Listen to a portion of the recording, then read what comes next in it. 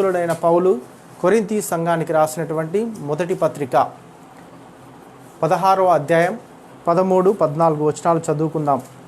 మెలుగుగా ఉండుడి, విశ్వాసమునందు నిలకడగా ఉండుడి, పౌరుషం గలవారై ఉండండి, బలవంతులై ఉండుడి, మీరు చేయు కార్యములన్నిటినీ ప్రేమతో చేయండి. ఈ లేఖన భాగాన్ని మరొకసారి చదువుతున్నాను, వినండి. మెలకుగా ఉండండి, విశ్వాసమునందు నిలకడగా ఉండండి, పౌరుషం గలవారై ఉండండి, బలవంతులై ఉండండి, మీరు చేయు కార్యములన్నీ ప్రేమతో చేయుడి.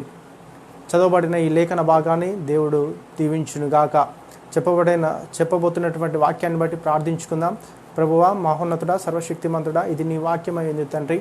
అయా, నీ వాక్యమే సత్యం నాయన. ఈ సత్యాన్ని నాయన ప్రభువా, నీ మార్గంలో నీ ఉద్దేశానుసారంగా మీరు మాకు అందించండి. నిలబడినటువంటి ఈ దీనదాసుని నీ పరిశుద్ధాత్మ అభిషేకంతో నింపమని మిమ్మల్ని వేడుకొంచిన తండ్రి. ఈ ఆవరణమంతటిని నీ ఆత్మతో నింపండి. వినబోతున్నటువంటి బిడ్డలందరినీ నీ ఆత్మతో నింపండి తండ్రి. ఈ రాత్రి మీరు మాతో మాట్లాడండి ప్రభువా. మమ్మల్ని దాటిపోకుండా నీ వాక్యం ద్వారా మమ్మల్ని సరిచేయమని మీకే స్తుతి, మహిమ, ఘనత, ప్రభావాలు చెల్లిస్తూ నీ మహిమను దొంగిలించుకున్నట్లుగా మీరే సహాయం దయచేయమని పరిశుద్ధాత్మ అధ్యక్షతకి సమస్తాన్ని మీ చేతికి అప్పగించుకుంటూ మమ్మల్ని మేము తగ్గించుకుంటూ నీ నామాన్ని గణపరుస్తూ నజరేయుడైన యేసు నామములో ప్రార్థించి అడిగి వేడుకొంచున్నాం తండ్రి. ఆమేన్. అపోస్తులుడైన పౌలు కొరింథీ సంఘానికి ఈ పత్రికను రాశాడు.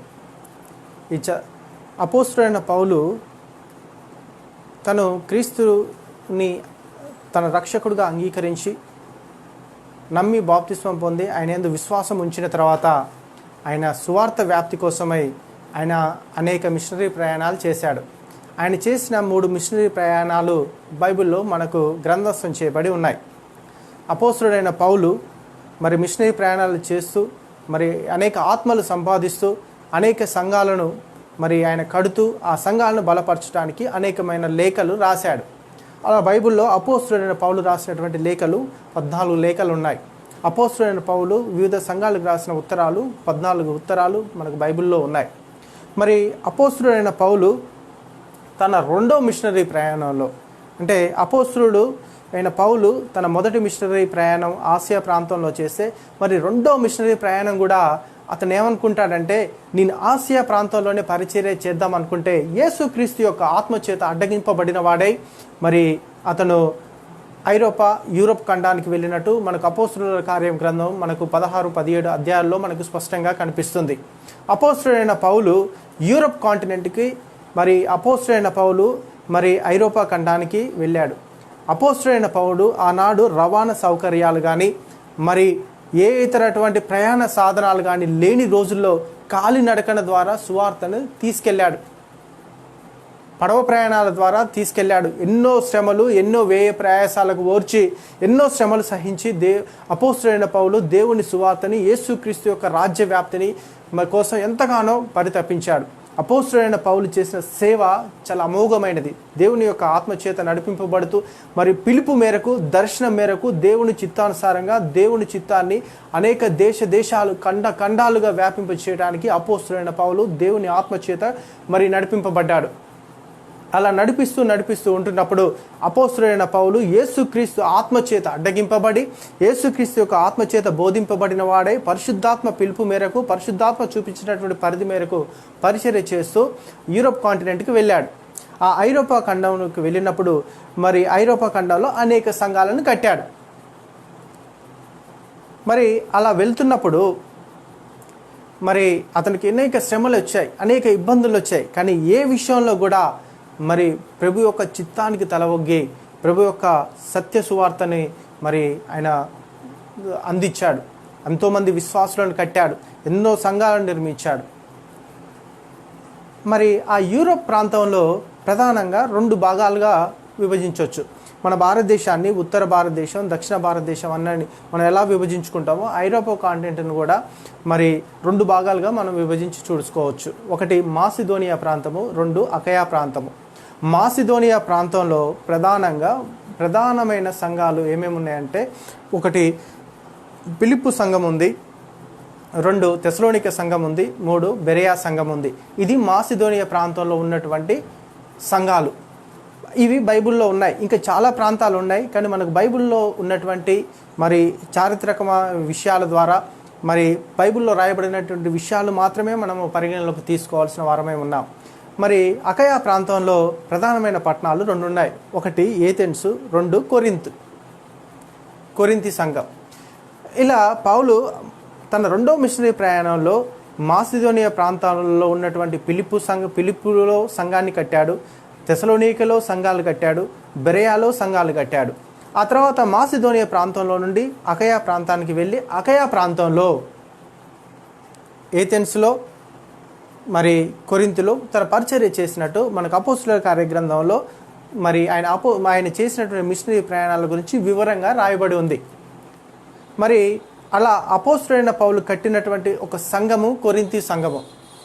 ఆ కొరింథీ సంఘానికి అపోస్తలుడైన పౌలు ఉత్తరం రాస్తూ ఈ యొక్క విషయాలను ప్రస్తావించాడు.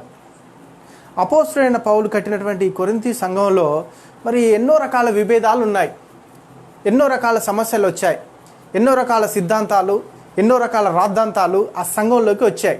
ఆ సంఘం వారిని బలపరచాలని, ఆ సంఘంలో ఉన్నటువంటి దేవునికి వ్యతిరేకమైన, ఆయాసకరమైన, దేవునికి నచ్చని అనేక విషయాలను తొలగించాలని, మరి ఏ రీతిగా సంఘం నడపబడాలో, ఏ రీతిగా సంఘము ఆత్మచేత నింపబడాలో, మరి ఏ రీతిగా ఉంటే ఆ సంఘము పరలోక రాజ్యానికి ఎత్తబడుతుందో అనే సత్యాన్ని ప్రకటించడానికి అపోస్తలుడైన పౌలు కొరింథీ సంఘానికి ఉత్తరాన్ని రాస్తూ ఈ మాటలు రాశాడు.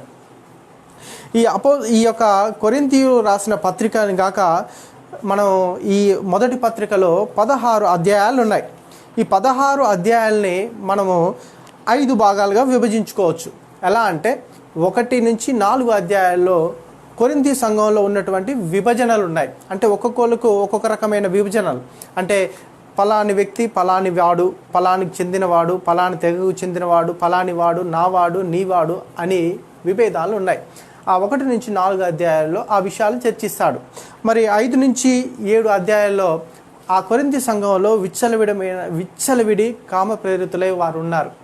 అక్కడ అక్రమమైన లైంగిక సంబంధాలు పెరుగుతున్నాయి, కామపూరితమైన వాతావరణం ఆ సంఘంలో కనబడుతుంది.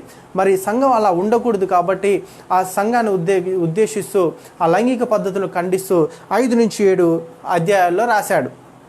మరి 8 నుంచి 10 అధ్యాయాల్లో మరి అక్కడ ఉన్నటువంటి ఆహార నియమాలు, అంటే మరి తినటం గురించి, మరి ఏది తినాలి ఏది తినకూడదు అనే విషయాల గురించి తర్కాలు, వాదాలు మొదలైనవి.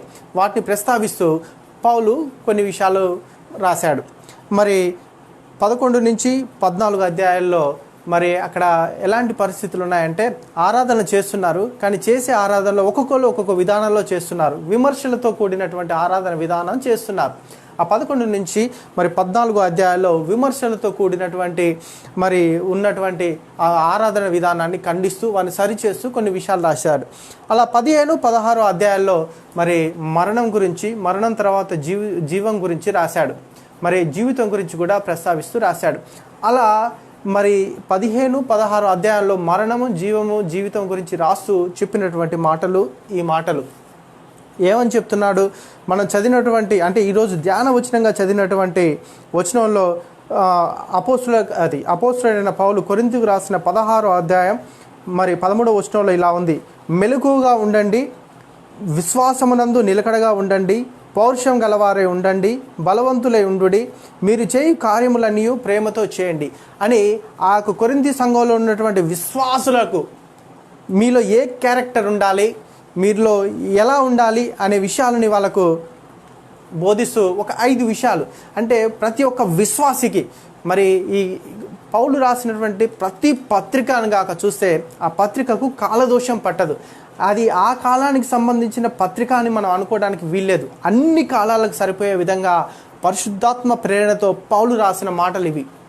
ప్రతి ఒక్క విశ్వాసిలో పౌలు మరి కోరుకుంటున్నటువంటి లక్షణాలు, ఇది పౌలు కోరుకుంటున్నటువంటి లక్షణాలు కాదు, పౌలు దేవుడు కోరుకుంటున్నటువంటి లక్షణాలను పరిశుద్ధాత్మ ప్రేరుడై ఆత్మవశుడై రాసిన మాటలు. ప్రతి విశ్వాసికి ఒక 5 క్వాలిటీస్ ఉండాలి. సంఘంలో చేర్చబడిన ప్రతి విశ్వాసికి 5 క్వాలిటీస్ ఉండాలి. ఆ 5 క్వాలిటీస్లో ఒకటి మెలకుగా ఉండమంటున్నాడు. రెండోది విశ్వాసమునందు నిలకడగా ఉండండి అంటున్నాడు. పౌరుషం గలవారే ఉండండి అంటున్నారు. బలవంతులై ఉండండి అంటున్నారు. ప్రతి కార్యమును ప్రేమతో చేయమని అంటున్నాడు. ఈ 5 విషయాలు, దాంట్లో ఈ 5 విషయాల్లో ప్రధానమైన విషయం ఏంటంటే విశ్వాసమునందు నిలకడగా ఉండాలి. ఎందుకంటే విశ్వాసమునందు ఏ యొక్క వ్యక్తి అయితే, ఏ యొక్క విశ్వాసి సంఘంలో చేర్చబడ్డవాడు నిలకడగా ఉంటాడో మెలకుగా ఉంటాడు, ఉండి ప్రార్థనలో గడుపుతాడు, పౌరుషం గలవాడే జీవిస్తాడు. క్రీస్తు కోసం పౌరుషం గలవాడే జీవిస్తాడు. క్రీస్తు తన కోసం పెట్టిన ప్రాణానికి విలువనిచ్చి జీవిస్తాడు. క్రీస్తు మన కోసం పడ్డ శ్రమను తలపోసుకుంటూ క్రీస్తు రాజ్యం కోసం జీవిస్తాడు. క్రీస్తును చూపిస్తూ జీవిస్తాడు. క్రీస్తు కోసం పౌరుషం కలిగి జీవిస్తాడు. శ్రమలను భరిస్తాడు. క్రీస్తు కోసం దేనికైనా తెగించి జీవిస్తాడు. పౌరుషం కలిగిన జీవితాన్ని జీవిస్తాడు. మూడవది బలం కలిగి జీవిస్తాడు.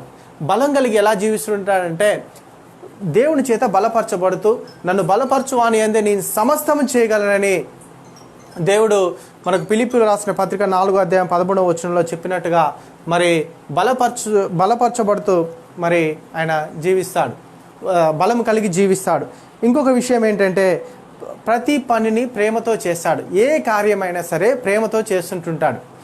మరి ఈ యొక్క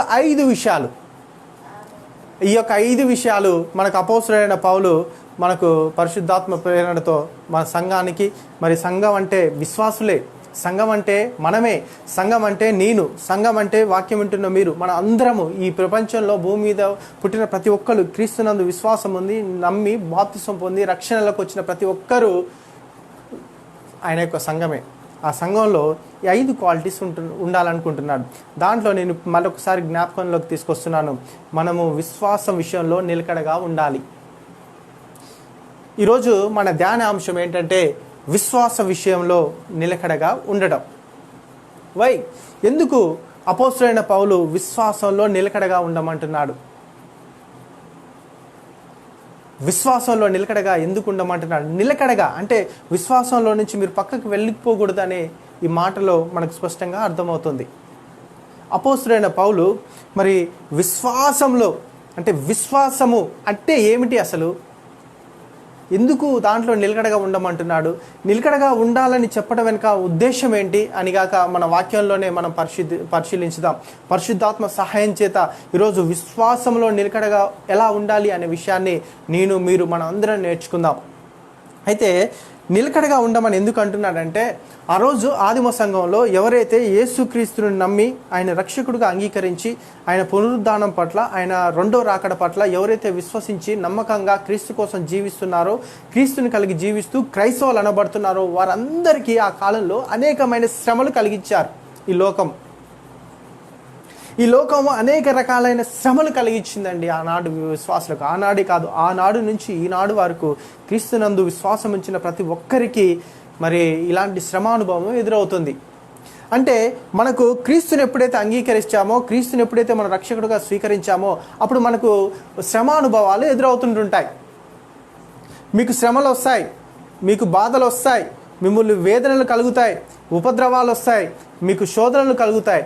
కానీ వాటన్నిటిని చూసి మీరు భయపడకండి, మీరు విశ్వాసంలో స్థిరులై ఉండండి అని పౌలు చెప్తున్న మాటలు ఈ వచనం. ఏమంటున్నాడంటే మీరు విశ్వాసమునందు స్థిరముగా ఉండండి, వీరు విశ్వాసం విషయంలో స్థిరులై ఉండండి అని మరి దేవుడు పౌలు ద్వారా మన సంఘానికి తెలియపరిచాడు. ఎలాంటి శ్రమలు వస్తాయి, మళ్ళీ నిలకడగా ఉండమంటానికి కారణాలు ఏంటంటే మనకు హెబ్రీయులకు రాసిన పత్రిక 12వ అధ్యాయం, హెబ్రీయులకు రాసిన పత్రిక 12వ అధ్యాయంలో ఈ రీతిగా రాయబడి ఉంది.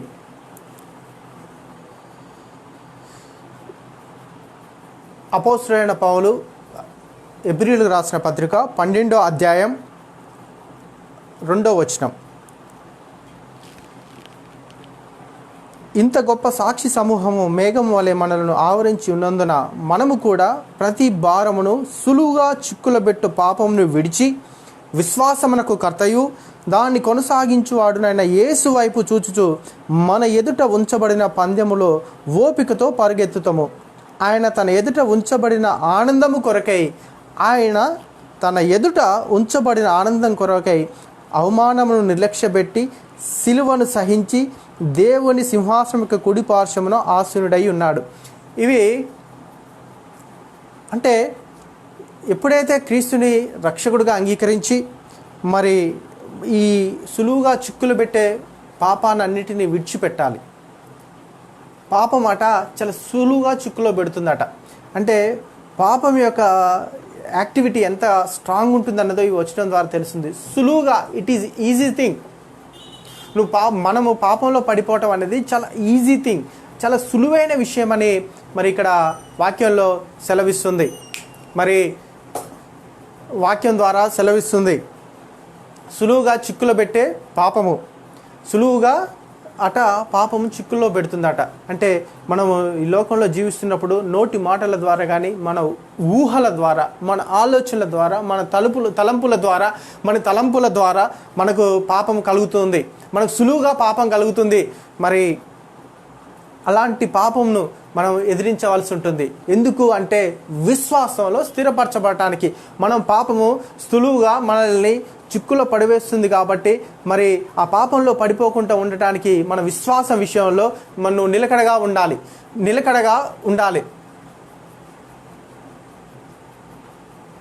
పెట్టుకో అది.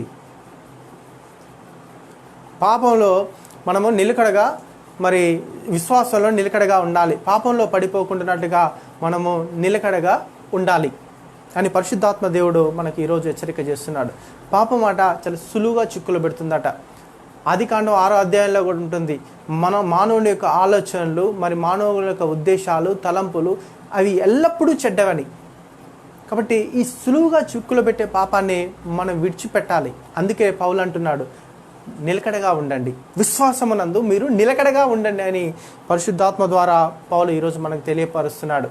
ఒకటి, మనం ఏ విషయంలో విశ్వాసం కోసం నిలకడగా ఉండాలి, విశ్వాసంలో నిలకడగా ఉండాలి అంటే ఫస్ట్ థింగ్, సులువుగా చిక్కులు పెట్టే పాపాన్ని విడిచిపెట్టి క్రీస్తు కొరకు, క్రీస్తునందు విశ్వాసం ఉంచి ఆ విశ్వాసంలో నిలకడగా ఉండాలని దేవుడు మనల్ని కోరుకుంటున్నాడు. రెండో విషయం ఏంటంటే అవమానాలు కలుగుతాయి. ఈ వచనంలోనే ఉంది, అవమానాన్ని నిర్లక్ష్య పెట్టాలి. క్రీస్తునందు విశ్వాసం ఉంచిన వారికి అవమానాలు వస్తుంటాయి. ఆ అవమానాలని ఏం చేయమంటున్నాడు దేవుడు అంటే నిర్లక్ష్య పెట్టమంటున్నాడు. అవమానాలు కలిగినప్పుడు వాటిని నిర్లక్ష్య పెట్టండి, విశ్వాసంలో మీరు స్థిరులై ఉండమని పౌలు ద్వారా దేవుడు మనకు హెచ్చరించాడు. పరిశుద్ధాత్మ ద్వారా మనకు ఈరోజు మనతో మాట్లాడుతున్నాడు. సులువుగా చిక్కులు పెట్టే పాపము, అవమానాలు కలిగినప్పుడు వాటిని నిర్లక్ష్యకు పెట్టే తత్వము మనల్ని విశ్వాసంలో స్థిరంగా ఉంచుతాయి. మూడవది, సిలువను సహించాలి. ఇక్కడ సిలువ అంటే శ్రమలు. సిలువ శ్రమకు సాదృశ్యం. శ్రమను సహించాలి అంటే శ్రమలను సహించి క్రీస్తు కోసం మనం క్రీస్తులో నిలకడగా ఉండాలి, విశ్వాసమునందు నిలకడగా ఉండాలి. శ్రమలు మనం సహించగలగాలి, శ్రమలలో ఓర్పును మనము చూపించగలగాలి. ఈ లోకంలో మనము ఈ శ్రమలలో క్రీస్తును మనం చూపించగలగాలి. మరి నాలుగో విషయం ఏంటంటే అపోస్తలుడైన పౌలు హెబ్రీయులకు రాసిన 13వ అధ్యాయం మరి 13వ వచనంలో ఇలా ఉంది, కాబట్టి మనం ఆయన నిందను భరించుచు శిబిరం వెలుపలకి ఆయన వద్దకు వెళ్ళుతాము. మనము ఏం చేయాలంటే విశ్వాసంలో స్థిరంగా ఉండాలంటే నిందను భరించాలి. మొదటి, విశ్వాసంలో మనం నిలకడగా ఉండటానికి మనకు 4 ఫ్యాక్టర్స్. మనం విశ్వాసం ఒకటి ఏంటంటే మనకు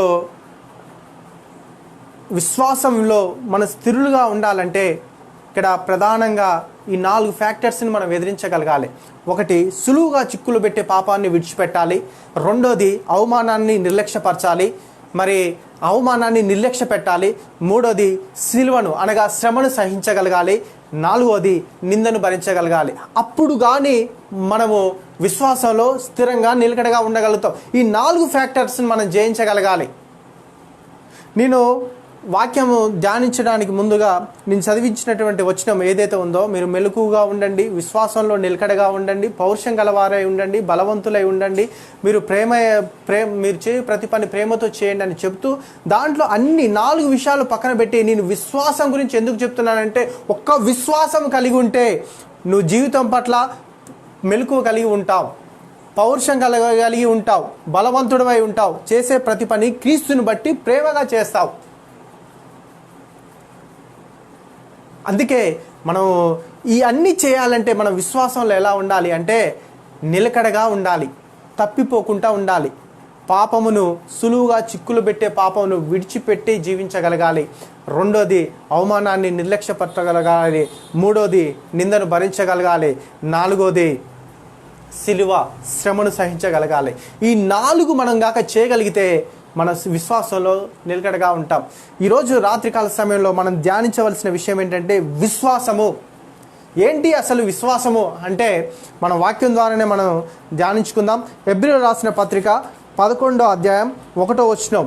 హెబ్రీయులకు రాసిన పత్రిక 11వ అధ్యాయం 1వ వచనంలో ఈ విధంగా రాయబడింది. విశ్వాసం అంటే ఏమిటి? ఇది డెఫినేషన్, ఇది విశ్వాసానికి, ఇది నిర్వచనం. అపోస్తలుడైన పౌలు హెబ్రీ సంఘం ద్వారా మనకి ఇచ్చినటువంటి నిర్వచనం ఏంటంటే విశ్వాసం అన్నది నిరీక్షించబడుచు వాటి యొక్క నిజ స్వరూపమును అదృశ్యమైనవి ఉన్నవని అనుటకు రుజువై ఉన్నది. ఏంటి విశ్వాసం అంటే మన బైబిళ్ళల్లో, ప్రతి ఒక్కరు బైబిళ్ళల్లో మన క్రైస్తవానికి మూలము, ఒక మూల స్తంభము, ఒక ఫిల్లర్ ఏంటంటే విశ్వాసము. అసలు ఏంటి విశ్వాసం అంటే ఏంటంటే ఇక్కడ స్పష్టంగా ఉంది, నిరీక్షించబడుచున్న వాటి యొక్క నిజ స్వరూపమును అదృశ్యమైనవి ఉన్నవనుటకు రుజువై ఉన్నది. విశ్వాసం అంటే ఏదైతే నిరీక్షిస్తున్నామో దాన్ని మనం చూస్తామనే నమ్మకం. ఏదైతే అదృశ్యమై ఉన్నాయో మరి అవి ఉన్నాయి అనటానికి రుజువై ఉంది. చూడండి, మన చుట్టూ ప్రతి మనిషి దేనికి అట్రాక్ట్ అవుతాడంటే భౌతికమైన పదార్థాలు, అంటే భౌతికమైన ఫిజికల్ థింగ్స్ మీద బాగా దృష్టి ఉంటుంది. కంటికి కనబడేవే నిజం అనుకుంటాడు, కంటికి కనబడని వాటిని అబద్ధం అనుకుంటాడు. అలా వీల్లేదు కదా. ఒక కంటికి కనబడిన ఒక అదృశ్యమైన ప్రపంచం మన చుట్టూ ఉంది. ఒక కంటికి కనిపించినటువంటి ఒక అదృశ్యమైన ఒక ప్రపంచం మన చుట్టూ ఉంది. ఆ అదృశ్యమైన ప్రపంచం, ఒక అదృశ్యమైన జీవితాన్ని దేవుడు మనకు ఇవ్వాలనుకుంటున్నాడు. మరి దేవుడు ఈరోజు మనతో సూటిగా మాట్లాడుతున్నాడు. నీ ఏదైతే నిరీక్షిస్తున్నావో ఆ నిరీక్షించబడుతున్నావో అని నిజ స్వరూపం ఏంటి మరి అనేది మనం ఈరోజు మన వాక్యంలో ధ్యానించుకుందాం. ఏంటి అంటే దేవుడు ఉన్నాడని, ఆయనని విశ్వసించు వారికి ఏమాత్రం ఏది కొదవగా ఉండనీయడని మనం నమ్మాలి. మన జీవితంలో శ్రమలు, ఉపద్రవాలు, మనకు ఆపదలు కలుగుతుంటున్నప్పుడు క్రీస్తు కొరకై సిలువను సహించి, శ్రమను భరించి, సులువుగా చిక్కులు పెట్టే పాపమును విడిచిపెట్టి, నిందను భరించి ఆయనలో స్థిరంగా ఉంటున్నప్పుడు ఆయన అదృశ్య లక్షణాలను చూడగలుగుతాం. దేవుడు కంటికి కనబడడు, కానీ ఆయన మన హృదయానికి స్పర్శగా మనకు తాకగలుగుతాడు. అదృశ్యమైన ఆయన రూపాన్ని మనం చూడగలుగుతాం. దేవుడు ఎంత ప్రేమమయుడు అంటే తన పోలిక చొప్పున మనిషిని చేసుకున్నాడు, తన స్వరూపమందు మనల్ని నిర్మించుకున్నాడు. తన కోసం మనల్ని తను మట్టితో చేసి తన మహిమ ఆత్మను మనలోకి ఊదాడు. ఆ ఆత్మలో ఉండవలసింది ఏంటి అంటే లక్షణం ఏంటంటే అదృశ్యమైన వాటిని ఉన్నవని నమ్మాలి. క్రీస్తు రానై ఉన్న దేవుడు ఆయన రెండో రాకడలో వస్తాడు, సంఘం ఎత్తబడుతుందని మనం నమ్మాలి. మనకేదైతే కొదువుగా ఉందో, మనకేదైతే అక్కర ఉందో అది ప్రభువైన యేసుక్రీస్తు నామం ద్వారా ఆయన అడిగితే తిరిగి పొందుకుంటాం. ఆయన చిత్తానుసారమైనదైతే ఆయన ఖచ్చితంగా ఇస్తాడని నమ్మాలి. మనం నమ్ముతాం, మనకు విశ్వాసం ఉంటుంది. విశ్వాసం అనేది ఎలా ఉండాలి అంటే దేవుడు మెచ్చే పద్ధతిలో ఉండాలి, దేవుడు నచ్చే రీతిలో ఉండాలి, దేవుడికి ఇయ్యాలనిపించే విధంగా ఉండాలి. ఈ విశ్వాసం అంటే పాపాన్ని ప్రేరేపించే ఆలోచనలు, కోరికలు తీర్చుకోవడానికి ఉండేది కాదండి. పరిశుద్ధతను పొందడానికి దేవుడు ఇచ్చేటువంటి ఒక గొప్ప అవకాశం ఈ విశ్వాసం. ఆ విశ్వాసాన్ని మనం కలిగి ఉండాలి. అంటే విశ్వాసం అంటే ఏంటంటే ఏదైతే అదృశ్యమైనది అయితే మన కంటికి కనబడని ఒక ప్రపంచం ఉందో ఆ ప్రపంచం ఉంది, ఆ పరలోక రాజ్యం ఉంది, యేసుక్రీస్తు రానే ఉన్నాడు, యేసుక్రీస్తు ద్వారా రక్షణ ఉంది. మనకి కంటికి కనబడని ఎన్నో అదృశ్యమైన శక్తులతో మనం పోరాడుతున్నాం. ఆ పోరాటంలో మనకు విజయం ఇచ్చేది ఆ యేసుక్రీస్తే. మన యుద్ధోపకరణాలను మనకు ధరింపజేసేది యేసుక్రీస్తు అనే సత్యం మనకు గుర్తుండి ఉండాలి. అదేనండి విశ్వాసం అంటే. ఈరోజు మొట్టమొదటిగా విశ్వాసము అంటే ఏమిటంటే, విశ్వాసం అంటే నిరీక్షించబడుచున్న దాని యొక్క నిజ స్వరూపము, అదృశ్యమైనవన్నీ ఉండవనటకు రుజువై ఉన్నది. దానిని బట్టే పెద్దలు సాక్ష్యము పొందిరి. ఆ యొక్క విశ్వాసాన్ని మనం కలిగి ఉండటం వల్ల అదృశ్యమైన ప్రపంచాన్ని చూడగలుగుతాం, అదృశ్యుడైన దేవుడిని చూడగలుగుతాం, అదృశ్యుడైన దేవుని యొక్క ప్రేమను పొందగలుగుతాం. ఆ అదృశ్యుడైన దేవుడు మనకు కంటికి కనబడకపోయినా మరి ఆయన మనకు వాక్యం ద్వారా మనతో మాట్లాడతాడు. ఆయన దేవుడిని చూడగలుగుతాం. ఒకరోజు మహిమ శరీరంతో మరి ఆయన ఎదుట నిలబడగలుగుతాం. రెండో విషయం ఏంటంటే, అసలు ఈ విశ్వాసము ఎలా కలుగుతుంది? మొదటిగా విశ్వాసము అంటే ఏమిటి చూసాం. రెండోది ఏంటంటే విశ్వాసము ఎలా కలుగుతుంది? How it is come in our heart, my heart. ఈ విశ్వాసం అనేది మన హృదయాల్లోకి ఎలా వస్తుంది, ఎలా కలుగుతుంది? విశ్వాసాన్ని మనం పెంపొందించుకోవడానికి మనం ఏం చేయాలి? వాక్యంలో స్పష్టంగా ఉంది. రోమీయులకు రాసిన పత్రిక 10వ అధ్యాయం, రోమీయులకు రాసిన పత్రిక, అపోస్తలుడైన పౌలు రోమా సంఘానికి రాసినటువంటి పత్రిక 10వ అధ్యాయం 17వ వచనం, 17వ వచనంలో ఈ రీతిగా రాయబడి ఉంది. కాగా వినుట వలన విశ్వాసము కలుగును, వినుట క్రీస్తుని గురించిన మాటల వలన కలుగును. విశ్వాసము కలగటానికి ఇక్కడ పరిశుద్ధాత్మ ద్వారా దేవుడు రాయబడినటువంటి వాక్యంలో ఇలాగుంది. వినుట వలన విశ్వాసం కలుగుతుందట. ఆ వినేది క్రీస్తుని గురించిన మాట వలన కలుగుతుందట. దేవుడు వాక్యంలో సెలవిస్తున్నాడు.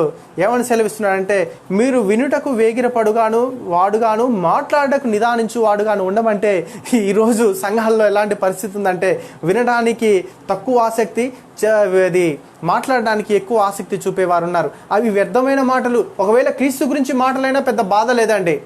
ఈరోజు కాలక్షేపం చేయడానికి ఎన్నో రకాల వ్యాపకాలు మనిషి సృష్టించుకొని దేవుడు వాక్యాన్ని తప్ప మిగతా అన్నిటిని ధ్యానిస్తున్నాడు. ఈ వాక్యమే సత్యము, ఈ వాక్యమే నిత్య జీవాన్ని మనకిస్తుంది తప్ప మరొకటి కాదు. మన కాలక్షేపం చేస్తుండే మనకు స్పృహ కలిగి ఉండాలి.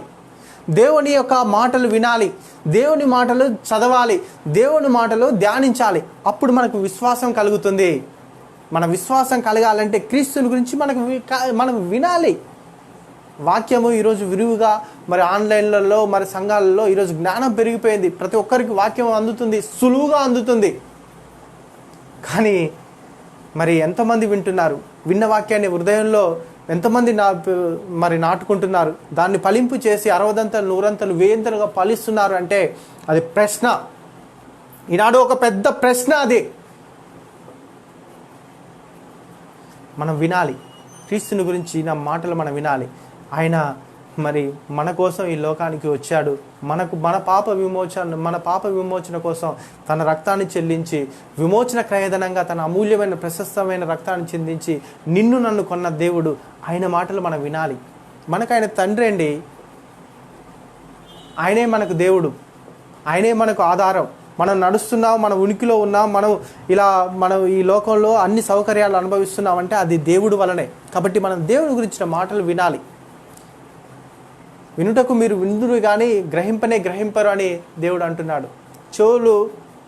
మన చెవులు దేవుని వాక్యం వినటానికి తెరవబడి ఉండాలి. ఎప్పుడైతే చెవుల ద్వారా వాక్యం హృదయంలోకి వెళ్ళి ఆ క్రియల ద్వారా అది బయటికి వస్తుందో ఆ వ్యక్తి ఫలిస్తాడు, ఆ వ్యక్తి అభివృద్ధి చెందుతాడు, ఆ వ్యక్తి క్రీస్తులో విస్తరిస్తాడు, క్రీస్తు మహిమ కోసం జీవిస్తాడు. ఈ రాత్రికాల సమయంలో దేవుడు సూటిగా మాట్లాడుతున్నాడు మనతో. మాట వాక్యం ద్వారా సూటిగా సెలవిస్తుంది. ఇక్కడ ఏంటంటే వినుట వలన విశ్వాసం కలుగుతుందట. అది క్రీస్తుని గురించిన మాటల వల్ల కలుగుతుంది. మనం వాక్యాన్ని వినుటకు వేగిరపడుగా వాడుగా ఉండాలి, మాట్లాడటకు నిదానించువాడుగా ఉండాలి. క్రీస్తు పనులు మరి వినడి ఆ వాక్యాన్ని మన హృదయాల్లో ఫలింప చేసుకొని మరి వాక్య ప్రకారం మనం జీవించి ఆ విన్న వాక్యాన్ని మన హృదయంలో 60ంతలుగా 100ంతలుగా ఫలింప చేసుకొని మనము అనేక మందికి మాదిరిగా ఉండాలి. That is the faith. మూడో విషయంగా అసలు ఈ యొక్క విశ్వాసం వల్ల కలిగే ప్రయోజనాలు చూద్దాం. మొదటగా చెప్పాను, విశ్వాసంలో పౌలు నిలకడగా ఉండమన్నాడు. పరిశుద్ధాత్మ దేవుడు మనల్ని నిలకడగా ఉండమని మనకు హెచ్చరిస్తున్నాడు. కారణం ఏంటంటే ఎప్పుడైతే క్రీస్తును అంగీకరించారో వారి జీవితాల్లో శ్రమలు వస్తుంటుంటాయి. అవమానాలు వస్తుంటాయి, పాపము సులువుగా చిక్కులలో పెడుతుంది, మరి నిందలు వస్తుంటాయి. మనం వీటిని ఎదిరించి క్రీస్తులో నిలకడగా ఉండాలి. అసలు ఏంటి విశ్వాసం అంటే? విశ్వాసం అంటే నిరీక్షించబడుచున్న దాని యొక్క నిజస్వరూపము, అదృశ్యమైనవి ఉన్నవి ఉన్నట్టు మనం నమ్మటము విశ్వాసము. రెండో విషయంగా మనం ఏం ధ్యానించామంటే, ఏమిటి ఈ విశ్వాసము? ఇది ఎలా కలుగుతుంది? ఎలా కలుగుతుందంటే వినుట వలన కలుగుతుంది. ఆ వినుట యేసుక్రీస్తు మాటల వలన కలుగుతుంది. మరి మూడో విషయం ఏంటంటే, ఈ విశ్వాసం వల్ల కలిగేటువంటి ప్రయోజనాలు మనం ధ్యానించుకుందాం. అసలు ఏంటి విశ్వాసం వల్ల కలుగుతుంది? ఏం ప్రయోజనం కలుగుతుంది? డబ్బులు వస్తాయా? ఆస్తి వస్తుందా? హోదా పెరుగుతుందా? ధనం పెరుగుతుందా? ఏంటి ప్రయోజనం? అది ఒక ఆత్మ సంబంధమైన ఒక అభిషేకము. విశ్వాసం వల్ల కలిగేటువంటి ఒక ప్రయోజనం ఏంటంటే, అది ఒక ఆత్మ సంబంధమైన అభిషేకము. అది విశ్వాసం ఉంటేనే అది అనుభవించగలుగుతావు. ఆ ప్రయోజనం నీకు తెలవాలంటే ఫస్ట్ విశ్వాసిగా జీవించాలి. ఫస్ట్ క్రీస్తునందు విశ్వాసం ఉంచాలి, క్రీస్తులో ఉండాలి. అప్పుడు ఆ విశ్వాసం అర్థమవుతుంది. మనకు యోహాను సువార్త 5వ అధ్యాయం 24వ వచనంలో, యోహాను సువార్త 5వ అధ్యాయం 24వ వచనంలో ఒక అద్భుతమైన మాట రాయబడి ఉంది. 5వ అధ్యాయం 24వ వచనం, నా మాట విని నన్ను పంపిన వాని యందు విశ్వాసముంచువాడు నిత్య జీవము కలవాడు. వాడు తీర్పులోనికి రాక మరణంలో నుండి జీవంలోకి దాటి ఉన్నాడని మీతో నిశ్చయంగా చెప్తున్నాను.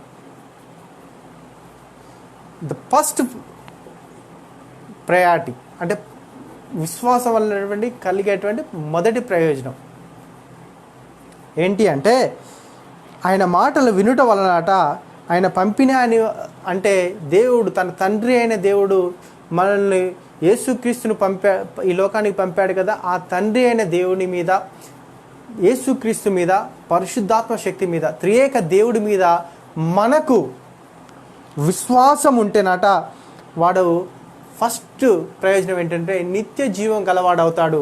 ఇక్కడ రాయబడినటువంటి మాట, నిత్య జీవం గలవాడవుతాడు. వాడు తీర్పులోకి రాక మరణంలో నుండి జీవంలోకి దాటిపోతాడు. మరణంలో నుండి ఎక్కడికి దాటిపోతాడట? జీవంలోకి దాటిపోతాడట. మనము ఈ భౌతిక దేహానికి ఒక కాల నిర్ణయం ఉంది. ఈ దేహానికి ఒక కాల నిర్ణయం ఉంది. నువ్వు ఇంతకాలమే బతకాలి. బైబిల్ ప్రకారం దీర్ఘాయుషు అంటే 120 సంవత్సరాలు. దీర్ఘ ఆయుష్ని దేవుడు 120 సంవత్సరాలుగా దేవుడు నిర్ణయించాడు. కానీ బైబిల్లో ఆదికాండంలో, ప్రారంభ గ్రంథాల్లో అనేక మందికి వయసు 950 సంవత్సరాలు, 960 సంవత్సరాలు, 970 సంవత్సరాలు అని రాయబడి ఉంది.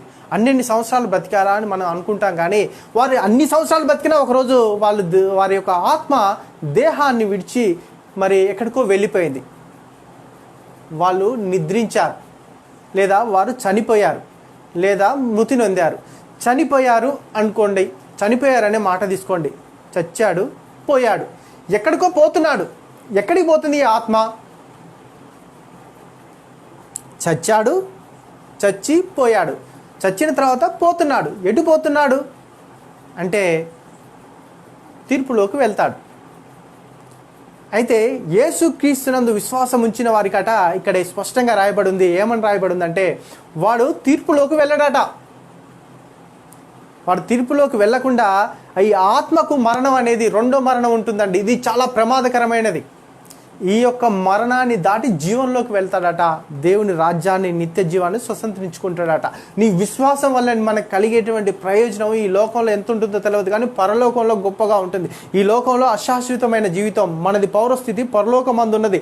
మనం అక్కడ దేవునితో యుగ యుగాలు కలిసి ఉండాలంటే విశ్వాసంలో మనం స్థిరంగా ఉండాలి. విశ్వాసాన్ని పెంపొందించుకొని ఉండాలి. విశ్వాసం, క్రీస్తునందు విశ్వాసం కలిగి జీవించాలి. జీవించడం వల్ల ద ఫస్ట్ మొదటి ప్రయోజనం ఏంటంటే, వాడు మరణంలో నుండి జీవంలోకి వెళ్తాడట. తీర్పులోకి వెళ్ళడట. తీర్పులోకి వెళ్తే చాలా కఠినమైన ఉంటుందండి తీర్పు. యేసుక్రీస్తు తన అమూల్యమైన రక్తాన్ని చిందించి మనల్ని తీర్పులోనికి పోనీయకుండా తన నిత్య జీవాన్ని అనుగ్రహించాలనుకుంటున్నాడు. ఆనాడు ప్రజలు ధర్మశాస్త్రం కింద ఉంటున్నప్పుడు ఏ ఒక్క మనిషి నీతిమంతుడిగా జీవించలేకపోయాడండి. యేసుక్రీస్తు శిలువ కనుక మనం జాగ్రత్తగా పరిశీలిస్తే ఒకటి నిలువు కర్ర, ఒకటి అడ్డుకర్ర ఉంటుంది. నిలువు కర్ర ధర్మశాస్త్రం అయితే అడ్డుకర్ర కృప. ఆ నిలువు కర్ర తీర్పును మాత్రమే చూపిస్తుంది. ధర్మశాస్త్రము తీర్పును చెప్తుంది. మనిషిలో ఉన్నటువంటి పాపాన్ని మాత్రమే తెలియపరుస్తుంది, కానీ ఆ పాప నివారణ పద్ధతులు ధర్మశాస్త్రానికి తెలియదు. మనిషి పాపం అని తీర్పు మాత్రమే చెప్తుంది, కానీ దాని ప్రాయశ్చిత్తాన్ని మాత్రం ధర్మశాస్త్రం చెప్పలేదు. ఆ యొక్క ప్రాయశ్చిత్తాన్ని యేసుక్రీస్తు అడ్డుకర్రై అడ్డుపడి కృపచేత తన అమూల్యమైన రక్తం చేత మనల్ని నీతిమంతులుగా తీర్చి తన నిత్య జీవాన్ని మనకి ఇచ్చి మనల్ని మరణంలోకి వెళ్ళకుండానట్లుగా తీర్పులోనికి వెళ్ళకుండా మరణంలో నుండి జీవంలోకి తన నిత్య రాజ్యంలోకి మనల్ని చేర్చుకుంటున్నాడు. విశ్వాసం కలిగి ఉండటం వల్ల మొట్టమొదటి ప్రయోజనం ఏంటంటే మరణంలో నుండి దాటి జీవంలోకి వెళతావు, నిత్య జీవాన్ని పొందుకుంటావు, దేవుని రాజ్యాన్ని స్వతంత్రించుకుంటావు. మొదటి విషయము మరణమును దాటి నిత్య జీవంలోకి వెళ్ళటం. రెండో విషయాన్ని మనం చూద్దాం.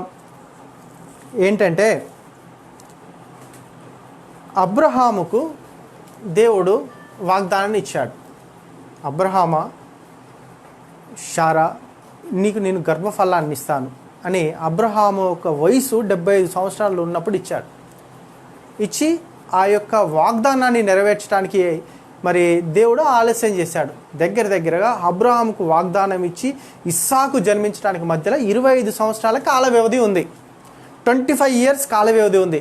అదే మనకు దేవుడిని ప్రార్థించిన 10 నిమిషాలకి ఆన్సర్ రాకపోతే దేవుడు ఏం దేవుడు అండి. 10 రోజులు చూస్తాం, నెల రోజులు చూస్తాం, సంవత్సరం చూస్తాం, 2 సంవత్సరాలు చూస్తాం, కానీ నిరీక్షణకు ఆధారం లేనప్పుడు అబ్రహాము దేవుని వైపు మాత్రమే చూశాడు. 99 సంవత్సరాల వాడికి అబ్రహాము తన మనసులో తలంచుకున్నాడండి, నేను నాకు 99 సంవత్సరాలు వచ్చాయి, నా భార్య యొక్క గర్భము మృతతుల్యమైంది. It is right, absolutely right. ఆమె యొక్క గర్భము మృతతుల్యమైంది అంటే మరణమే ఆమె గర్భము. అసలు జీవం ఉద్భవించడానికి అవకాశం లేని గర్భము, మృతతుల్యమైనటువంటి గర్భము, చచ్చిన దానితో సమానమైనటువంటిది గర్భము. కానీ దేవుడు ఆ వాగ్దానాన్ని అబ్రహాంకి ఇచ్చాడు. నీకు గర్భఫలం ఇస్తాను, ఆ గర్భఫలాన్ని నేను ఒక దేశాన్ని ఇస్తాను, వారు దాన్ని స్వతంత్రించుకుంటారని అబ్రహాంకు వాగ్దానం ఇచ్చినటువంటి దేవుడు 25 సంవత్సరాల వాగ్దానం నెరవేర్చకపోయేసరికి అబ్రహాము తన విశ్వాసాన్ని నిలబెట్టుకోవడానికి దేవుడు ఇచ్చినటువంటి వాగ్దానం విషయంలో స్థిరుడై నిలబడ్డాడు. దాని ఫలితంగా దేవుడు అబ్రహాముకు వాగ్దానాన్ని ఇచ్చిన రీతిగానే తనకు కుమారుని ఇచ్చాడు. అంటే విశ్వాసం కారణం చేత దేవుడు ఇచ్చినటువంటి వాగ్దానాన్ని నిరీక్షించి దాన్ని స్వతంత్రించుకున్నాడు. ఈరోజు మన విశ్వాసం విషయంలో మనం స్థిరంగా ఉండాలి, కదలని వారుగా ఉండాలి. మన విశ్వాస విషయంలో మన దేవుని పట్ల అచంచలమైన విశ్వాసమును, భయమును, భక్తిని, వణుకును కలిగి మనం దేవుని కోసం జీవిస్తున్నప్పుడు ఆ వాగ్దానాన్ని మనం స్వతంత్రించుకుంటాం. మొదటిది ప్రయోజనం ఏంటంటే మరణాన్ని దాటి జీవాన్ని స్వతంత్రించుకుంటాడు. రెండో ప్రయోజనం ఏంటంటే వాగ్దానాన్ని స్వతంత్రించుకుంటాడు. దేవుడైతే ఏదైతే చెప్పాడో అది మన జీవితంలో చేస్తాడు అని మనం నమ్మాలి. నమ్మితే ఖచ్చితంగా ఆ వాగ్దానాన్ని దేవుడు తన సమయం అందు, మన సమయం అందు కాదు, తగిన సమయం అంటే it is is time, God's time. దేవుడు తగిన సమయం మిమ్మల్ని హెచ్చించినట్లు ఆయన బలిష్టమైన చేతి కింద దీన మనస్కులై మనం ఉండాలి. దీన మనసు కలిగి, విశ్వాసం కలిగి, కదలని వారంగా ఉండి, స్థిరత్వం కలిగి ఉండి, దేవుడు ఏ అయితే వాగ్దానాలు ఇచ్చాడు ఇవన్నీ మన కోసమే. ఆ వాగ్దానాలను మనం స్వతంత్రించుకుంటాం. రోమీయులకు రాసిన పత్రిక 4వ అధ్యాయం 19వ వచనంలో ఒక మంచి మాట రాయబడి ఉంది అబ్రహాము గురించి. రోమీయులకు రాసిన పత్రిక 4వ అధ్యాయం 19వ వచనం.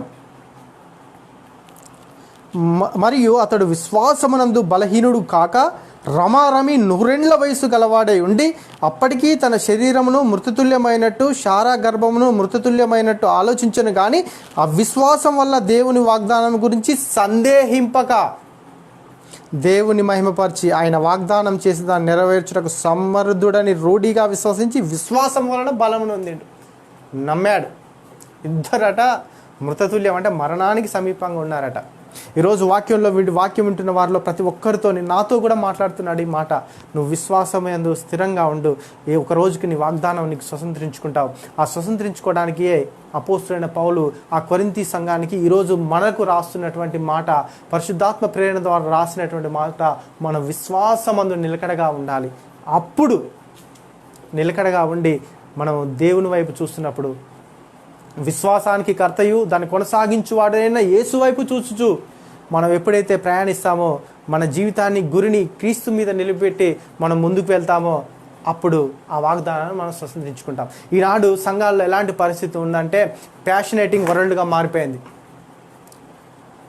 దేవుని కంటే ఎక్కువ తన తోటి సహవాసంలో ఉన్న వారిని వెంబడిస్తున్నారు. మీరు ఎవరి వైపు చూడకండి, యేసుక్రీస్తు శిలువ వైపే చూడండి. మనం యేసుక్రీస్తే మన గురి, యేసుక్రీస్తే మన గమ్యం, యేసుక్రీస్తే మన గురి. మనం చేరాల్సినటువంటి లక్ష్యము, చేరాల్సినటువంటి తుది గమ్యము క్రీస్తే. నీ చుట్టూ ఉన్న వారి కోసం, నీ వెనకాల ఉన్న వారి కోసం, నీ పిల్లల కోసం, నీ కుటుంబం కోసం, మరి వారి వైపు చూస్తూ కాక దేవుని వైపు చూడు. దేవుడే వీళ్ళందరినీ రక్షిస్తాడు, అందరినీ మారు మనసు అనుగ్రహిస్తాడు. మన గురి వద్దకే మనం ప్రయాణించాల్సిన అవసరం ఉంది.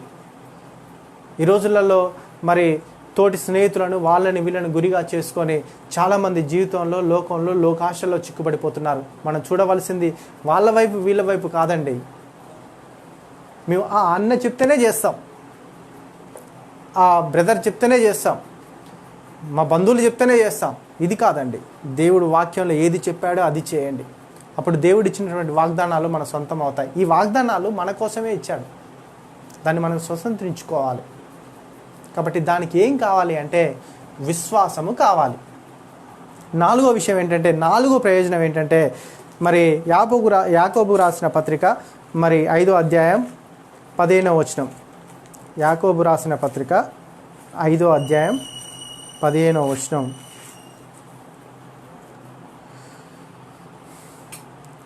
విశ్వాస సహితమైన ప్రార్థన ఆ రోగిని స్వస్థపరచును, ప్రభువు అతని లేపును, అతడు పాపములు చేసిన వాడైతే పాప క్షమాపణ నొందును.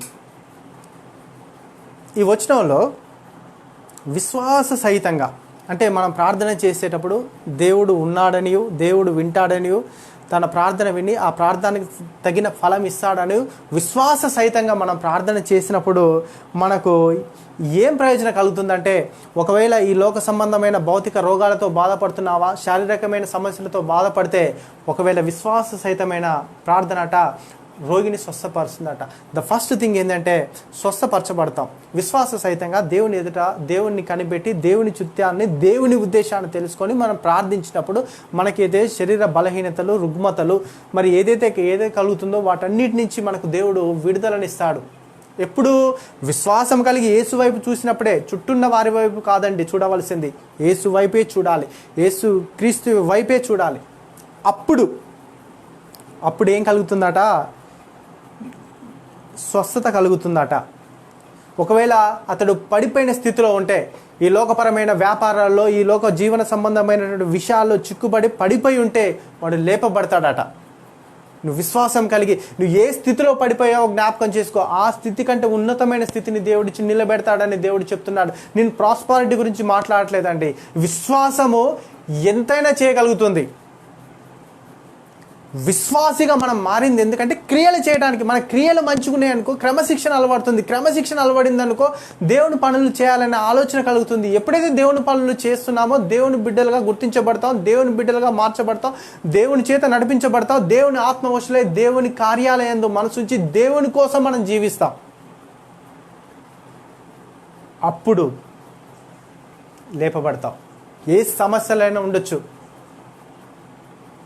శరీర రోగాలు కావచ్చు, ఈ లోకపరమైన వృత్తి వ్యాపారాల్లో, ఉద్యోగాల్లో, చదువుల్లో, మరి వివాహాల విషయాల్లో, మరి ఏ విషయంలోనే కావచ్చు. నువ్వు పడిపోయిన స్థితిలో ఉంటే విశ్వాస సహితంగా దేవునితో 1 గంట గడుపు, దేవునితో ప్రార్థించు, దేవునితో పెనుగులాడు, దేవునితో పోరాడు. విశ్వాసం కలిగి నా దేవుడు నా ప్రార్థన వింటాడు అని మన పాపములు ఒప్పుకొని విశ్వాస సహితంగా మనం ప్రార్థన చేసినప్పుడు దేవుడు ఏం చేస్తాడటంటే ఆ ప్రార్థన వింటాడట, విని స్వస్థపరుస్తాడు. ఒకవేళ నువ్వు పడిపోయిన స్థితిలో ఉంటే లేవనెత్తుతాడు. పాప క్షమాపణగా అడిగి ఉంటే పాపాన్ని క్షమిస్తాడు. 3 విషయాలు ఈ వచనంలో 3 విషయాలు ఉన్నాయి. ఒకటి, విశ్వాస సహితంగా ప్రార్థన చేసినప్పుడు స్వస్థత కలుగుతుంది. పడిపోయిన స్థితిలో ఉంటే లేపబడతావు. పాపములు చేసి ఉండుంటే క్షమించబడతావు. అంటే మనము ఏదన్నా పాపంలో పడిపోయినప్పుడు, పాపం అనేది మనకు ఇప్పుడు చదువుకున్న వాక్య భాగంలోనే ఉంది. ఆ హెబ్రీయులకు రాసిన పత్రిక 12:1 పాపం సులువుగా చిక్కులో పెడుతుంది. ఒక మోహపు తలంపు కావచ్చు, ఏ ఆలోచన కావచ్చు, వచ్చిన ప్రతి క్షణం రాగానే దేవా అని ఆయన పాదాలు పట్టుకోగలిగితే, దేవా నువ్వు నాకు సహాయం చేయ ప్రభువా, నన్ను బలపరచు ప్రభువా, నన్ను స్థిరపరచు ప్రభువా, నేను పాపం జోలికి పోకుండానట్లుగా పరిశుద్ధంగా పవిత్రంగా ఈ లోకంలో నిన్ను పోలి జీవించడానికి నాకు సహాయం దయచేయ ప్రభువా అని అడిగినప్పుడు గాడ్ విల్ డూ. డెఫినెట్లీ ఈ విల్ ఫర్గివ్ ఎవ్రీవన్. దేవుడు ప్రతి ఒక్కరిని క్షమిస్తాడు. ఆయనకు నశించిపోవడం ఇష్టం లేదండి మానవ జాతిని. మానవ జాతి అంటే దేవునికి ప్రేమ. ఆయనకు వారసులు మనమే. ఆయన గొప్ప దేవుడు, కానీ వారసుడు సామాన్యుడైన పాప మానవుడు. ఆ మానవుడు తనకు దూరం అయిపోతున్నాడో, ఎక్కడ దూరం అయిపోతాడని యేసుక్రీస్తును సిలువకు అప్పగించినటువంటి గొప్ప దేవుడు అండి మన దేవుడు. నేను గర్వపడుతుంటా. ఈ ప్రపంచంలో దేవుళ్ళు దేవతలు అనే వాళ్ళు ఎవరు తమ భక్తుల కోసం ప్రాణాలు ఇచ్చినట్టు చరిత్రలలో లేదు. మన దేవుడు చరిత్రలో భాగమై ఉన్న దేవుడు, చరిత్రలోకి వచ్చిన దేవుడు, మనతో ఉన్న దేవుడు, కాలంలో కలిసిన దేవుడు, అదృశ్యుడైన దేవుడు, దృశ్య రూపాన్ని సంతరించుకున్నటువంటి దేవుడు. ఆ దేవుని యందు మనం విశ్వాసం ఉంచాలి. మరణమే లేని దేవుడు మరణించి ఉన్నాడు మన కోసం. ఆ దేవుడిని ఎట్లా మనం విశ్వాసం కలిగి ఉండాలి. మనకు విశ్వాసం వలన ఇన్ని ప్రయోజనాలు ఉన్నాయి. మరణంలో నుండి తప్పించబడి జీవంలోకి వస్తాం. తీర్పులో నుంచి తప్పించబడి నిత్యత్వాన్ని పొందుకుంటాం. రెండో విషయం ఏంటంటే వాగ్దానాలను స్వతంత్రించుకుంటాం. మూడో విషయం ఏంటంటే వాగ్దానాలను స్వతంత్రించుకోవటమే కాకుండా మనము ఒకవేళ విశ్వాస సహితంగా మనం ఏదన్నా తప్పిదంలో పడిపోయి ఉన్నప్పుడు విశ్వాస సహితంగా ప్రార్థన చేసినప్పుడు పాపక్షమాపణ కలుగుతుంది. మనకు రోగాలు వ్యాధులు బాధలు వచ్చినప్పుడు స్వస్థత కలుగుతుంది. ఒకవేళ పడిపోయిన స్థితిలో, కృంగిన స్థితిలో, నేలపడిన స్థితిలో ఉంటే, దిక్కులేని స్థితిలో ఉంటే దేవుడు పైకి లేవనెత్తుతాడని చెప్తున్నాడు. అది విశ్వాసం ద్వారా సాధ్యం. ఇది ఆ విశ్వాసము యేసునందు ఉంచడం వలన సాధ్యపడుతుంది. త్రియేక దేవుని మీద మనం విశ్వాసం ఉంచి మనం ముందుకు సాగాలి. మరలా చెప్తున్నాను, మీ చుట్టూ ఉన్న సంఘాల్లో కానీ ఎక్కడికి వెళ్ళినా ఏది చేసినా మీరు వాక్యం వైపు చూడండి. దేవుడిని యేసుక్రీస్తు శిలువ వైపు చూడండి. యేసుక్రీస్తుతో నడవండి. మరి నిజంగా మరణంలో నుంచి జీవంలోకి దాటిపోతాడా అంటే డెఫినెట్లీ మనకు దీనికి బైబిల్లో 2 రుజువులు ఉన్నాయి. ఒకటి హానోకు. అతను 300 సంవత్సరాలు దేవునితో నడిచి మరణం చూడకుండా కొనిపోపడ్డాను. ఎందుకు కొనిపోపడ్డాడంటే దాని వెనకాల ఉన్నటువంటి కారణం ఏంటంటే అతనిలో ఉన్నటువంటి విశ్వాసము మరణంలో నుంచి జీవంలోకి నడిపించిందా. దేవుడు వాక్యంలో ఏదైతే రాయించాడో ప్రతి ఒక్క అక్షరం రైట్. ఒక సున్నా అయినను పొల్లైనను తప్పుపోదు. అది నెరవేర్చే సమర్థుడు మన దేవుడు. మనం సేవిస్తున్న దేవుడు గొప్ప దేవుడు. మరి హేబేలు గురించి కూడా రాయబడి ఉంది. హెబ్రీయులకు రాసిన పత్రిక 11:4 ఈ విధంగా ఉంది. విశ్వాసమును బట్టి హేబేలు కయీను కంటే శ్రేష్టమైన బలి దేవునికి అర్పించెను. దేవుడు అతని అర్పణను గూర్చి సాక్ష్యం ఇచ్చినప్పుడు అతడు విశ్వాసమును బట్టి నీతిమంతుడిగా సాక్ష్యం పొందను. అతడు మృతి పొంది విశ్వాసము ద్వారా మాట్లాడుచున్నాడు. నేను మరలా చెప్తున్నాను, మన మరణము, మన మన్నైనది శరీరము మంటికి వలె వెనకకు తిరిగిపోతుంది. ఆత్మ తను దయచేసిన దేవుని వద్దకు వెళుతుంది. ఆ ఆత్మకు శాశ్వత జీవం కావాలి అంటే క్రీస్తునందు విశ్వాసం ఉంచాలి. కానీ హేబేలు యొక్క శరీరం చచ్చిపోయి ఉండొచ్చు, కానీ ఆత్మ మాట్లాడుతుంది. మనుషులు మరి కన్నిన వారిలో ప్రథముడు కయ్యూను. మనుషుల కన్నిన వారిలో మరణించిన మొదటి వ్యక్తి హేబేలు. నేను దీని గురించి ఒక గ్రేట్గా ఒక స్టేట్మెంట్ ఇవ్వగలను. ఏంటంటే కయ్యూను హేబేలు ఈ లోకంలో పుట్టిన మొదటి మానవుడు, మొదటి హంతకుడైతే మరి హేబేలు దేవునికి అర్పణలు అర్పించడంలో మొదటివాడు, మరణించి ఆయన నిత్యత్వంలోకి వెళ్ళిన మొదటివాడు. ఈ వాస్ ద లాస్ట్ విషయం ఏంటంటే అసలు విశ్వాసము ఎంత ఉండాలి,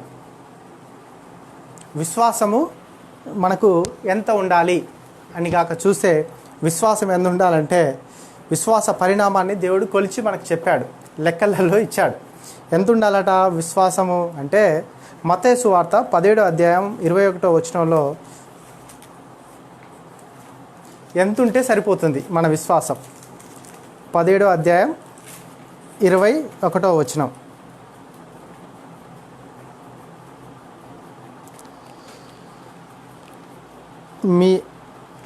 మీకు ఆవగించంత విశ్వాసం ఉండినలా ఈ కొండను చూసి ఇక్కడి నుండి అక్కడికి పొమ్మనగానే అది పోవును.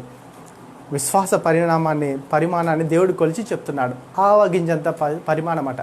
దాని యొక్క ఆవగింజని మనం ఎలా కొలుస్తామంటే మైక్రాన్లలో కొలుస్తాం, మిల్లీ మైక్రాన్స్లలో కొలుస్తాం. చాలా అది కొంతమందికి కంటికి సైట్ ఉంటే కంటికి కూడా స్పష్టంగా కనబడదు. ఆవగింజని కాక తీసుకొని మీరు ఈ 2 వేళ్ళ మధ్యలో ఇలా పెట్టండి, పెట్టి ఇట్లా ఒత్తి చూడండి. ఆవగింజ పగులుద్దా? పగలదు.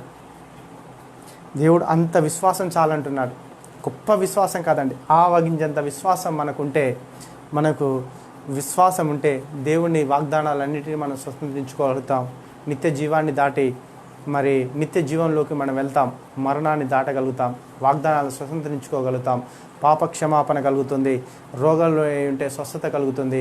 ఒకవేళ పడిపోయిన స్థితిలో ఉంటే విశ్వాసం ద్వారా దేవుడు లేవనెత్తుతాడు. అందుకనే పరిశుద్ధాత్మ దేవుడు ఈరోజు పౌలు రాసినటువంటి కొరింథీ రాసిన పత్రిక ద్వారా మనతో మాట్లాడానని నేను నమ్ముచున్నాను. నాతో మాట్లాడానని నేను బలంగా నమ్ముతున్నాను. ఈ చెప్పబడిన వాక్యాన్ని బట్టి మరి అందరి హృదయాల్లో ఫలించులాగున మరి మనం ప్రార్థన చేసుకోవడానికి ముందు మళ్ళొకసారి రీకాప్చులేషన్ చేస్తాను. ఏంటంటే ఏమిటి విశ్వాసం అంటే? నిరీక్షించబడుచున్న దాన్ని ఒకటి నిజస్వరూపము, అదృశ్యమైనవి ఉన్నవనడానికి నమ్మటము విశ్వాసము. రెండవది మరి విశ్వాసము ఎలా కలుగుతుంది అంటే వినుట వలన కలుగుతుంది, యేసుక్రీస్తు గురించిన మాటల వలన కలుగుతుంది. మూడో విషయం ఏంటంటే విశ్వాసము వల్ల ప్రయోజనాలు ఏంటి? విశ్వాసం వల్ల ప్రయోజనాల్లో మరణంలో తప్పించబడి నిత్య జీవంలోకి వెళ్తాం, వాగ్దానాలు స్వతంత్రించుకుంటాం. మూడో విషయం ఏంటంటే మరి ఆయన యొక్క చిత్త ప్రకారంగా జీవించి విశ్వాస సహితంగా ప్రార్థన చేసినప్పుడు పాపక్షమాపణ కలుగుతుంది. పడిపోయిన స్థితిలో ఉంటే లేవనెత్తబడతాం, రోగి అయితే స్వస్థపరచబడతాం. నాలుగో విషయం ఏంటంటే విశ్వాసం ఎంత ఉండాలంటే మనకు మత్తయి సువార్త 17వ అధ్యాయం 21వ వచనంలో ఉంది. ఆవగింజంత విశ్వాసం అంటే మిల్లీ మైక్రాన్స్ అంటే కొంచెం విశ్వాసం ఉంటేనట ఈ కొండను చూసి అక్కడ వెళ్ళిపోమంటే అక్కడికి వెళ్ళిపోతుందట. అంత విశ్వాసం చాలట. మరి దేవుడు ఈరోజు మనతో సూటిగా మాట్లాడానని నేను నమ్ముచున్నాను. కాబట్టి మనం విశ్వాసం విషయంలో ఆ క్రీస్తునందు విశ్వాసం ఉంచి నశించిపోకుండాట్లుగా నిత్య జీవం పొందినట్లు ఆయన వైపే చూద్దాం, ఆయన గురి వద్దకే మనం ప్రయాణిద్దాం. అపోస్తులైన పౌలు తిమోతి రాసిన పత్రిక 2వ పత్రికలో ఇలా రాస్తాడు, నేను మంచి పోరాటము పోరాడి తిని, నా పరుగు కడుముట్టించి తిని, నా విశ్వాసము కాపాడుకుంటుని. పౌలు నేను డబ్బును కాపాడుకున్నాను, నేను ధనాన్ని కాపాడుకున్నాను, ఈ లోకంలో అది సంపాదించాను ఇది సంపాదించాను చెప్పలేదు, నా విశ్వాసాన్ని కాపాడుకుంటున్నాను అన్నాడు. మనం కాపాడుకోవాల్సింది ఈ లోకంలో ఏదైనా ఉందంటే మన విశ్వాసాన్ని మనం కాపాడుకోవాలి. ప్రతికూల పరిస్థితులలో ఏ పరిస్థితుల్లో కూడా మన విశ్వాసం సడలిన విధంగా ఉండాలి. క్రీస్తునందు విశ్వాసం ఉండాలి, క్రీస్తు వైపే మనం చూడాలి. మరి ప్రార్థనలోకి వెళ్దాం. పరిశుద్ధుడా, ప్రేమ కలిగిన మా తండ్రి, సర్వోన్నతుడా, సర్వశక్తిమంతుడా, సర్వాధికారి ప్రభువా, విశ్వాసం గురించి మీరు మాతో మాట్లాడి నాయన ప్రభు మమ్మల్ని బలపరిచినందుకే మీకే స్తోత్రాలు చెల్లిస్తున్నాను దేవా. అయ్యా మరి విన్నటువంటి వాక్యాన్ని మా హృదయాల్లో మరి నాటండి అయ్యా, మరి ఫలింపచేయండి, అభివృద్ధిలోకి విస్తరింపచేయండి, అభివృద్ధిలోకి తీసుకురమ్మని మిమ్మల్ని వేడుకొంచున్నాం అయ్యా. మరి ప్రతి ఒక్క బిడ్డను మీరు ఆశీర్వదించమని, సకల ఆశీర్వాదాలు మీరు స్వతంత్రించుకుంటే కావాల్సిన విశ్వాసాన్ని ప్రతి ఒక్క బిడ్డలో మీరు అనుగ్రహించమని అయ్యా. ఈ లోకంలో ఉన్నటువంటి పరిస్థితులన్నింటినీ మీరు మార్చగలిగినటువంటి దేవుడు తండ్రి, నశించిపోకుండా ప్రతి ఒక్కరికి నిత్య జీవాన్ని మీరు అనుగ్రహించండి. మీకే స్తుతి మహిమ ఘనత ప్రభావాలు చెల్లిస్తూ ప్రతి ఒక్క బిడ్డని నీ కృపాస్తాలకు అప్పచెప్పుకుంటూ సకల జనులు చల్లగా చూడమని వేడుకుంటూ మరి మా ప్రభువు రక్షకుడైన యేసు నామములో మా ప్రార్థన మనవి అడిగి వేడుకొని పొంది ఉన్నాం తండ్రి, ఆమెన్. మన తండ్రి అయిన దేవుని ప్రేమ, పరిశుద్ధాత్మ యొక్క అన్యోన్య సహవాసము, కుమారుడైన యేసుక్రీస్తు యొక్క రక్షణ కృప మనకు ఇప్పుడు ఎల్లప్పుడూ సదాకాలం తోడే ఉండును గాక. ఆమెన్.